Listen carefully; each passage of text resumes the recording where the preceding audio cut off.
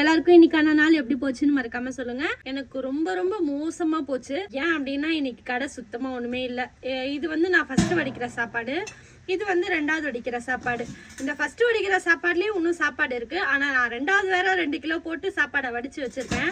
இப்போ என் மண்டைக்குள்ள என்ன ஓடுதுன்னா, இந்த சாப்பாடுக்கு காசு கொடுத்தாலும் ஓட வேணாம், யாருக்குன்னா சும்மா கொடுத்தாலே ஓகே தான். ஆனா என்னுடைய நிலைமை என்னன்னு நீங்களே பாருங்க.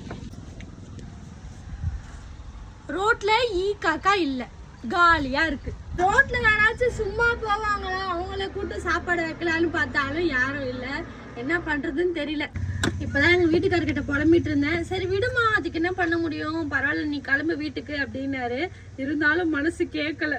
ஏன்னா இது நான் காலையில இருந்து கஷ்டப்பட்டதுக்கான, அதாவது நான் நாளைக்கு பொருள் வாங்குறதுக்கு சம்பாதிக்கிற காசுக்கு முதல் வாட்டி நான் வந்து ஒரு உதாரணமா சொல்றேன். ரெண்டாவது வாட்டி இது ஓடுனாதான் என்னுடைய லாபமே ஓரளவுக்கு நான் எடுக்கலாம். இது சுத்தமா போயிடுச்சு, அதனால ஒன்றும் பண்ண முடியாது. இந்த குண்டானை ஓபன் பண்ணி காட்டலன்னா வெறும் குண்டானை வச்சு வீடியோ போடுறேன் அப்படின்னு கண்டிப்பா கமெண்ட் வரும். ஃபுல்லா வச்சிருக்கேன், சுட சுட ஆவி பறக்குது.